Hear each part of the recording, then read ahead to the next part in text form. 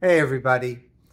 So there are all kinds of financial advisors, books, trying to give you advice on how to make $1 million, how to become successful, how to become a millionaire. Well, I'm here to tell you how to lose $1 million. Yep, that's my expertise. And actually, it's not my expertise. It's the expertise of the Gemara. And we hear this all the time, by the way. People winning the lottery, and in a matter of a few years, all their winnings out the window, out the door, they're back where they started from.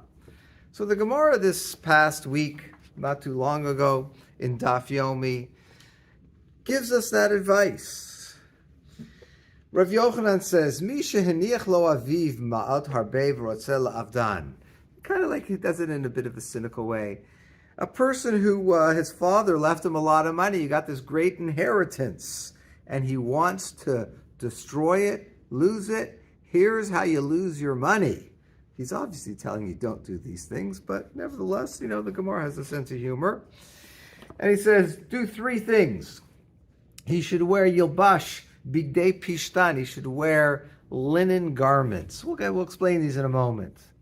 He should also use glass utensils and hire workers and not sit next to them and supervise them. Those are the three things. Wear linen clothes, use glass utensils, and the people who work for you, don't be on top of them, don't pay attention. So what are they getting at? The Gemara explains it. What was the linen? It was a certain Roman type of linen. The problem with this particular garment, or these garments made from this, they wore out very, very quickly. They were cheap, They were from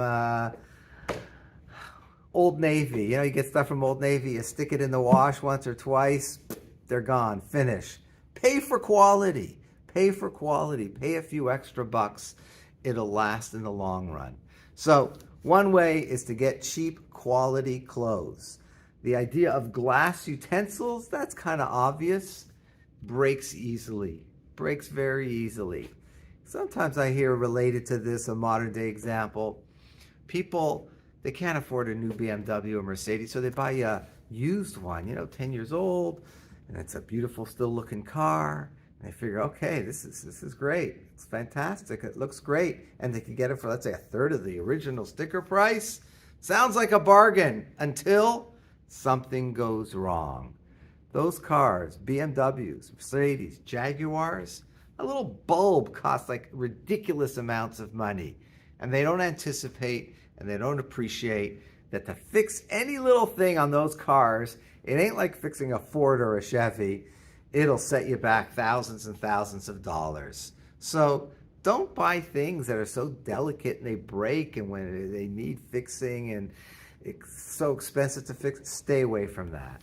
And finally, the third one is you don't supervise your workers. You don't pay attention. The Gemara gives the example of a guy who controls the oxen in vineyards. But the point here is that if you don't take control, they'll ruin the vineyards. The ox will ruin the vineyards.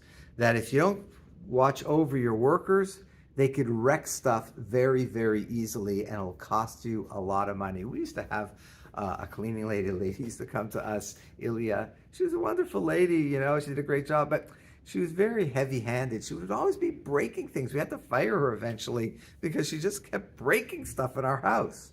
And so you got to pay attention to the people who work for you. You got to find that proper balance between, on the one hand, not being too on top of them and being like a slave owner, God forbid. But on the other hand, you got to pay attention. Make sure they don't ruin your stuff. Now, on this subject of paying attention to workers who have your stuff and are responsible with it, I want to go on a little different track over here. And that has to do with, you have people who watch over your things to make sure they don't break it, and they're working there, and they shouldn't ruin your stuff, which will cost you a lot of money. Then you have workers watching people, family members, in particular, nannies. And I one time heard a great example from a rabbi, Rabbi Braverman from HLA. And he used the example, people, you have someone watching, you have a nanny watching your kid, let's say 4 hours a day, 5 days a week, let's say. And to give a perspective on that, he said, what if your nanny came up to you getting back to your Mercedes and BMW, let's say you own one of those. Let's say your nanny came up to you and said, hey, can I borrow your BMW or Mercedes for 4 hours a day, 5 days a week? Would you entrust your car to that person? Probably not. So if you wouldn't entrust your car to that person, why would you entrust your child to that person? What's more important? I'm not anti-nanny. Again, I'm just trying to get across the point. You really got to be on top of people who work for you to make sure they don't ruin your stuff, and certainly not your children. Our neighbor, I remember a couple of years ago, she had a nanny watching her baby, and I came into where we live, Oak Ridge, live not too far from us, and I saw the nannies pushing the child in the agala, in the carriage over there, and she's not right over, she's kind of like not right at the side of the road. We don't have sidewalks in Oak Ridge where we live.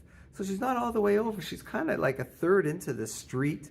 And she's looking at her phone. She's looking at her phone, pushing a kid, kind of in the middle of the street. I told my neighbor about it.